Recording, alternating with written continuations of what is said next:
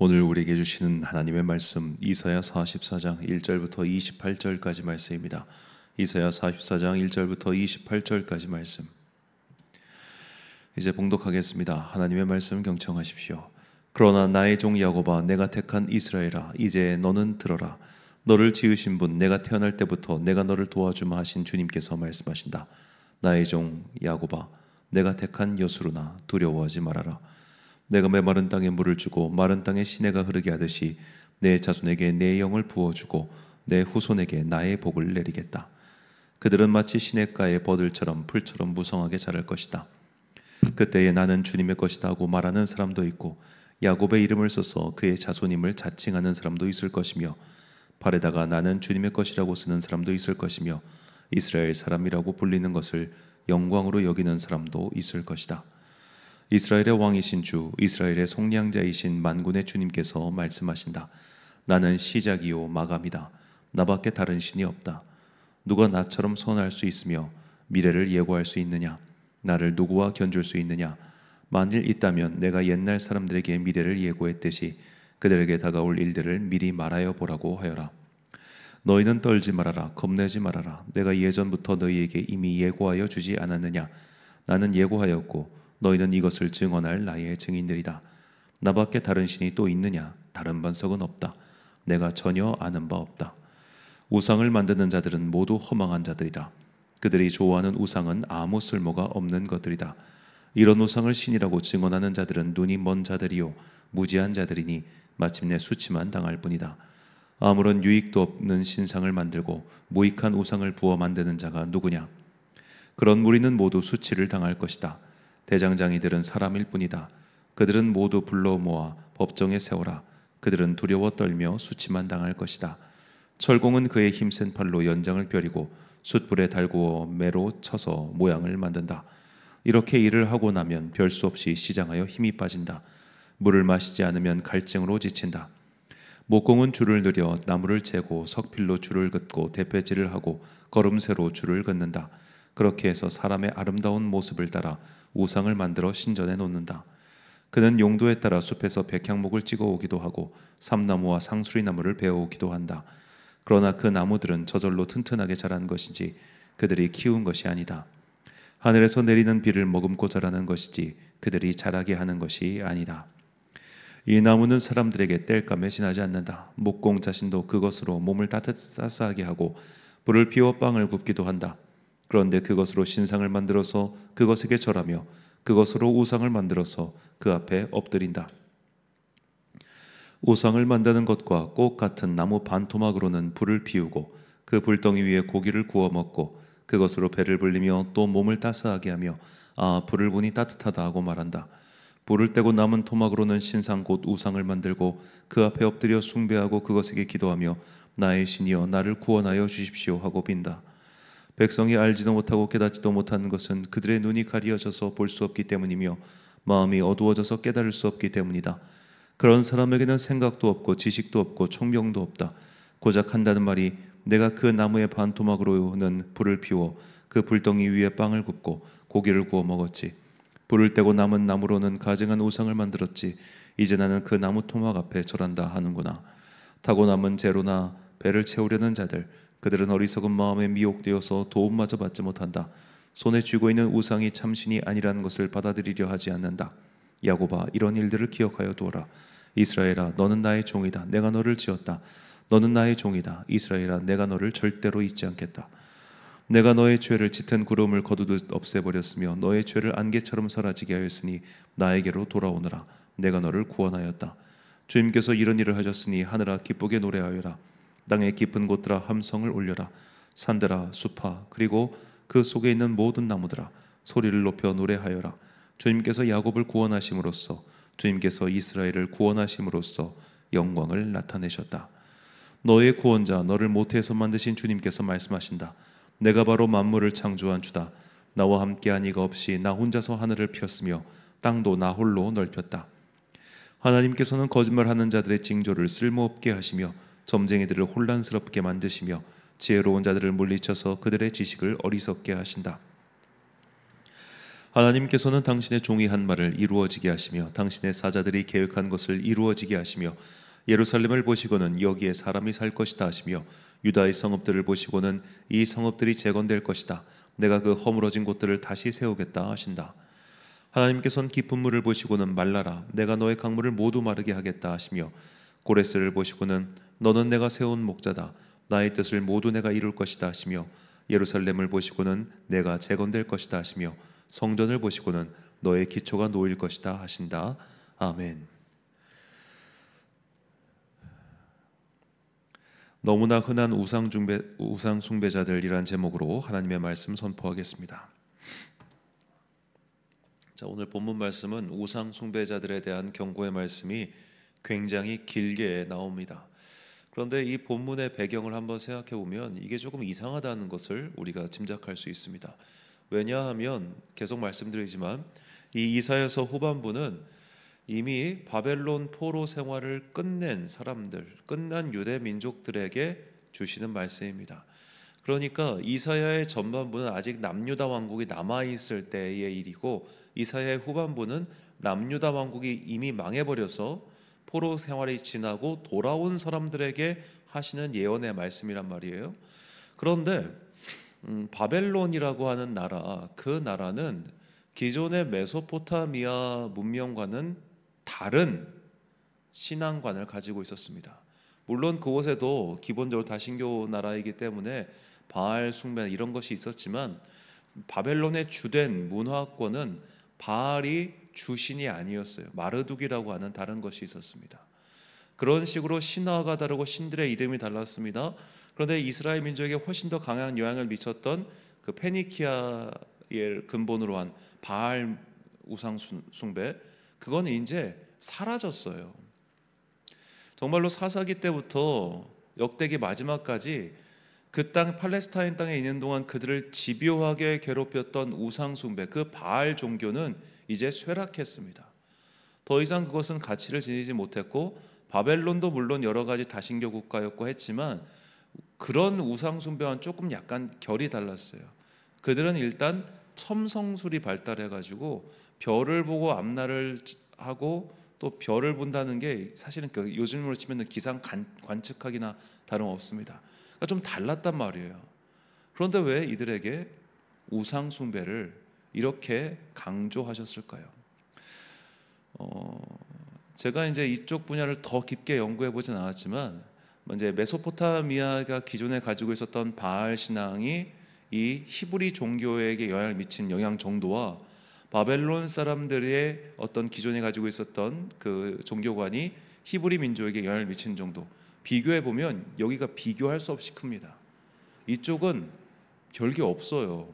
왜냐하면 바벨론 포로를 살 때쯤에는 이미 이 유다 민족의 구약, 그러니까 유대교의 신앙이라고 할게요. 유대교의 신앙이 거의 체계를 갖추어 놨기 때문입니다. 그래서 여기서는 별로 영향을 미치는데 이때는 많이 섞인단 말이에요.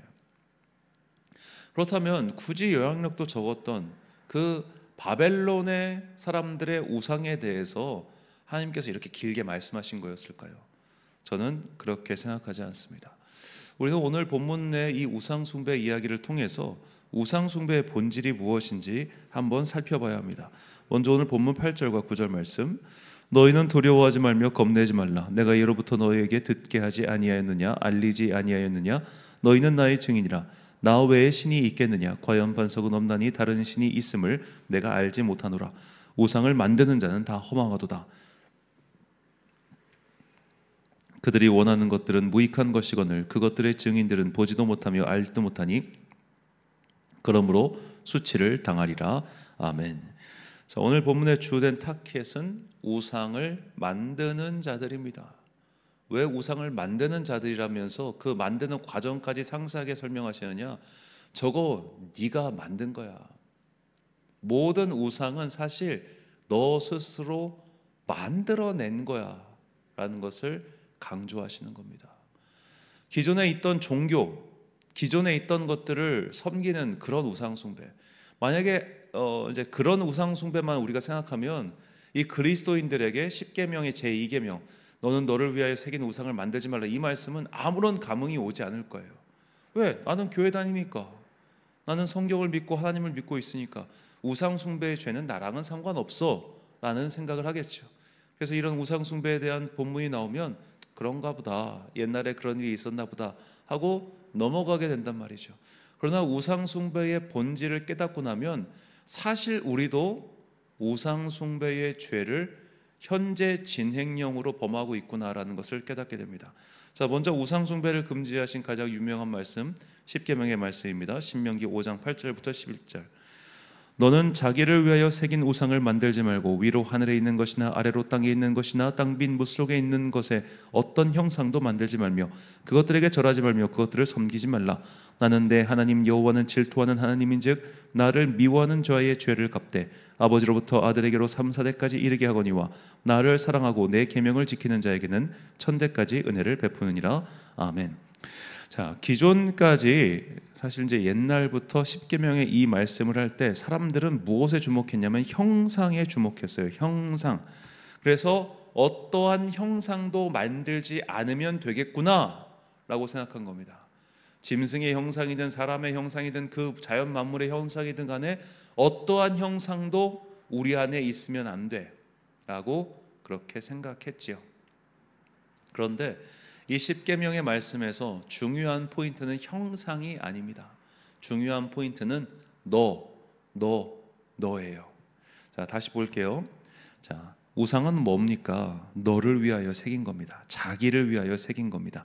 그래서 9절과 10절에서 하나님께서 이 계명에 대한 부연 설명으로 나를 미워하는 자와 나를 사랑하는 자에 대한 말씀이 붙은 겁니다.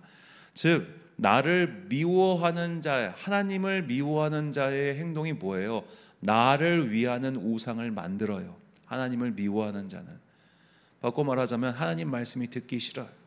하나님의 뜻을 따르기 싫어요. 그래서 나만의 신, 나만의 가치관, 나만의 진리, 나만의 세계관을 만들어서 그것들에게 절하는 것, 이것이 우상 숭배라는 겁니다.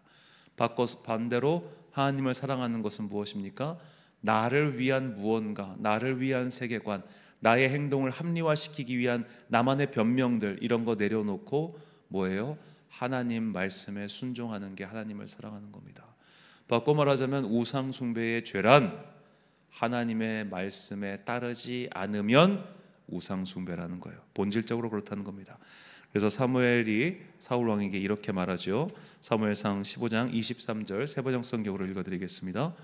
거역하는 것은 점을 치는 죄와 같고 고집을 부리는 것은 우상을 섬기는 죄와 같습니다. 임금님이 주님의 말씀을 버리셨기 때문에 주님께서도 임금님을 버려 왕이 되지 못하게 하셨습니다. 아멘. 자, 개역개정에서는 이 고집을 부리는 것, 이걸 완고함이라고 했죠. 거역하는 것은 점을 치는 죄와 같고 완고한 것은 사신 우상을 섬기는 죄와 같다. 거역하는 것, 하나님의 뜻을 따르지 않는 것은 점을 치는 것이다. 점을 치는 것도 결국에는 우상 숭배죠.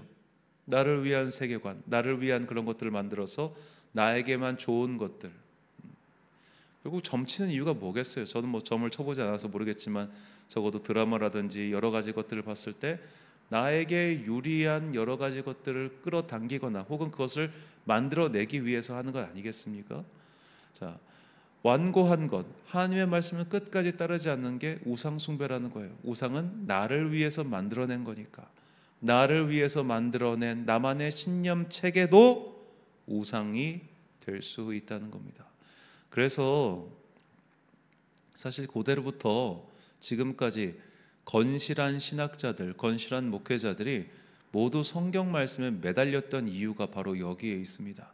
자신의 경험이 우상이 되는 사람들이 있습니다. 자신의 경력이 우상이 되는 사람들이 있습니다. 자신이 배워온 학문이 우상이 되는 사람들 많습니다. 내가 알아, 내가 배웠어, 너 배워봤어?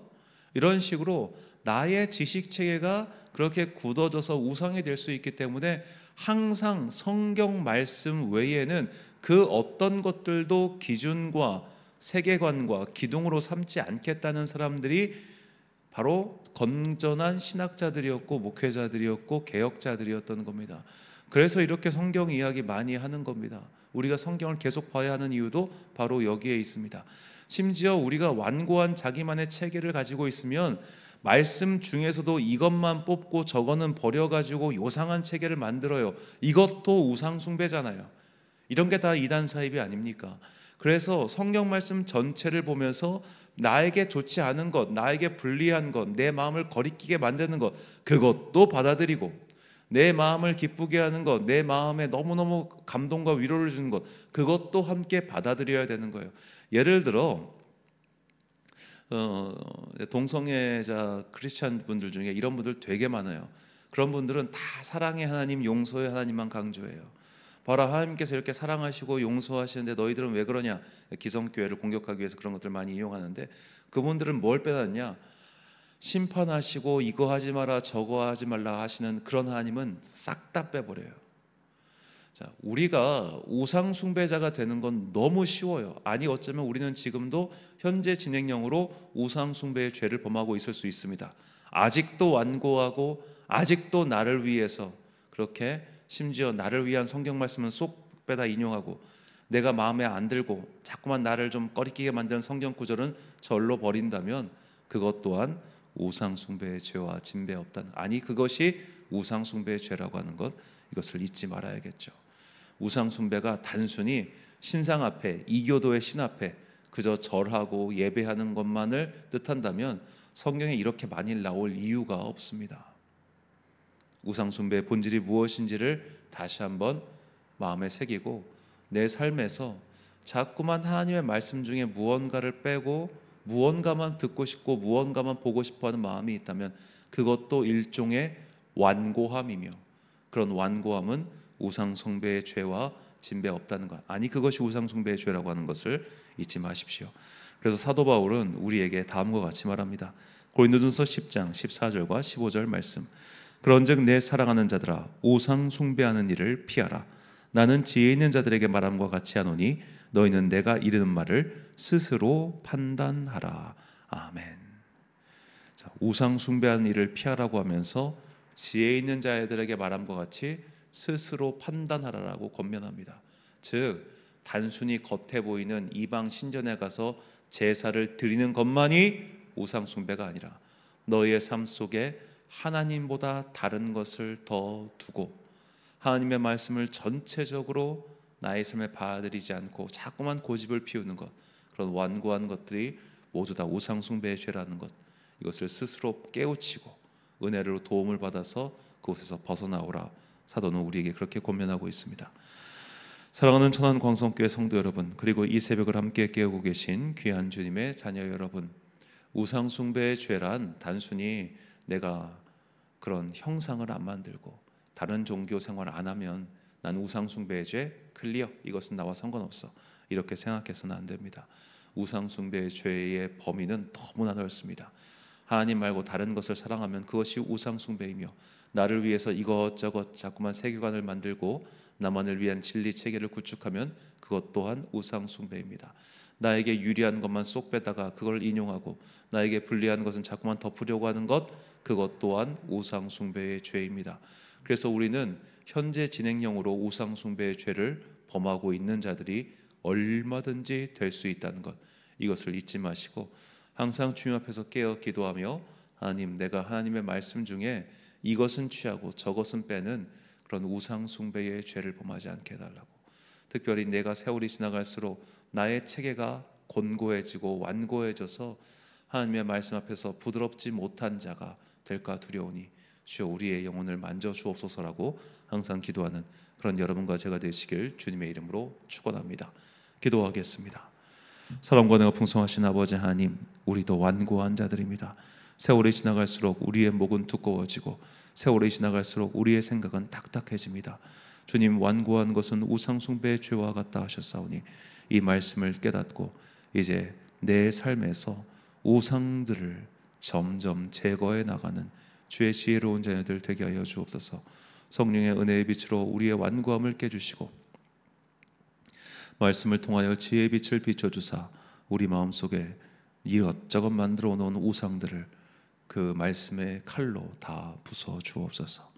그 말씀이 먼저 나를 깨고 나를 변화시키고 내 안에 있는 모든 우상 숭배의 죄악들을 물리쳐 주기를 간절히 소망하오며 이 모든 말씀 우리 구주 예수 그리스도의 이름으로 기도드립니다. 아멘. 오늘의 기도 제목입니다.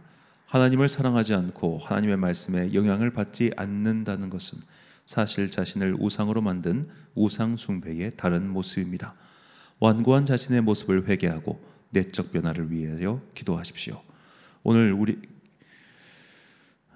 주신 기도의 제목 가지고 기도와 묵상에 힘쓰는 하루 되시길 바랍니다. 기도하겠습니다.